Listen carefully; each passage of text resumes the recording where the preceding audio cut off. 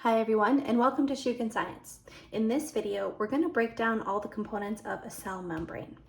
Now, membranes are a universal feature of all cells on our planet, and they all generally have the same chemical composition in that they are mostly comprised of these molecules here, known as phospholipids.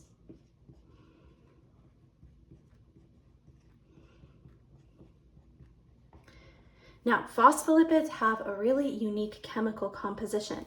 The head part of the phospholipid contains a phosphate group, whereas the tail component of the phosphate contains a chain of carbon and hydrogen. And that gives each end of the molecule slightly different chemical properties. So the head of the phospholipid, aka that phosphate group, it is known as hydrophilic.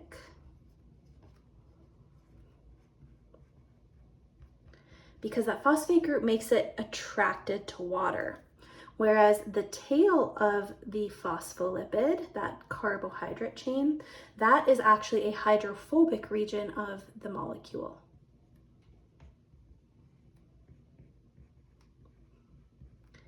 And now, because each side of the molecule has slightly different attractions to water or repulsions to water, when you throw a whole bunch of phospholipids into a solution, they're automatically going to arrange themselves in this bilayer structure.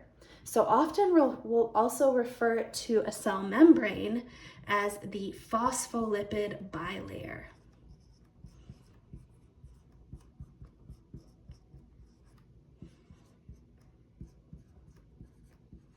And that's because by arranging themselves into this double layered structure, the heads of all the phospholipids are able to interact with water, either inside or outside the cell. Whereas the tails of the phospholipids, by butting up against each other like this, they're able to avoid the water that is inside and outside the cell. So you can imagine this membrane then extending around the entire cell.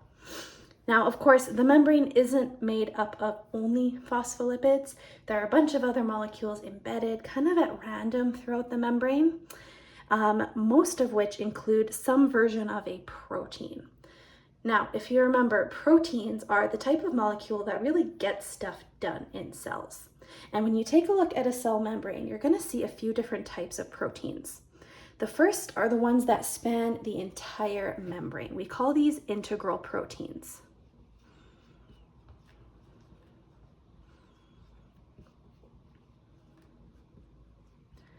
Sometimes also referred to as channel proteins, because generally integral proteins, since they do span the entire membrane, they allow molecules to go in or out of the cell. Because some molecules are simply too big to go directly through the phospholipids. Some of them also just don't chemically interact well with the phospholipid tails. And so in some cases, integral or channel proteins allow those molecules to move in and out as needed. Now, other proteins are more loosely associated with the surface of the membrane. Some might embed a little bit or sit right on top. Either way, we tend to refer to these as peripheral proteins.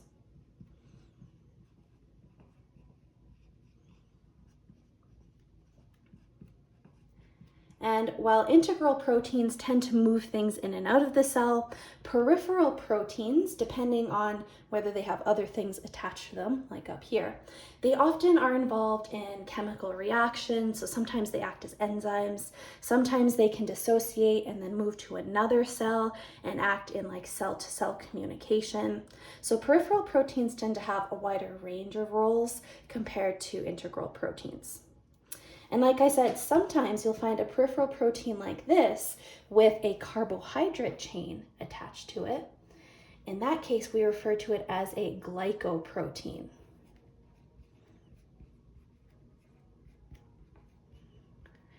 So often these glycoproteins are involved in our immune response. They help cells identify other cells, especially like phagocytes or white blood cells. So that's largely the role that we see of glycoproteins.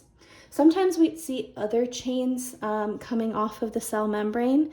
These are known as glycolipids. And you can tell them apart from glycoproteins because a glycolipid isn't generally attached to a peripheral protein.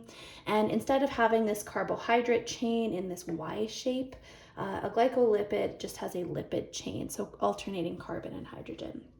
And glycolipids also have a very diverse role. They can act similarly to glycoproteins in that they're involved in cell signaling and cell recognition, but they're not always directly involved in our immune response like glycoproteins are. Okay, and then lastly, embedded directly in the tails of this phospholipid bilayer, we see a molecule known as cholesterol.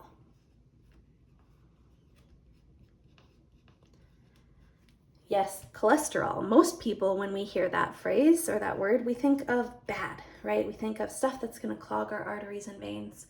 Well, turns out there's actually a couple of different types of cholesterol. The good cholesterol, the one that is often derived from sources like plant oils, fish, nuts, those good fats, that comprises part of our membrane, and it helps to basically stabilize the fluidity of this membrane. As you know, a cell membrane is not a rigid boundary. It's meant to be flexible and fluid, but not too fluid, right? We don't want it to just completely fall apart. So cholesterol provides that stability for the membrane, particularly when temperature varies. So it basically allows your membrane to maintain that like Goldilocks zone of fluidity, not too rigid, not too fluid, somewhere right in the middle. And that's going to help your cell optimize all of its functions in terms of moving things in and out of the membrane. And of course, the membrane, its best property is that it is selectively permeable. With the use of these proteins and some of its other chemical properties, your cells are able to control, in a sense, what goes in and out. And that's what we'll talk about in the next video. Thanks, everyone.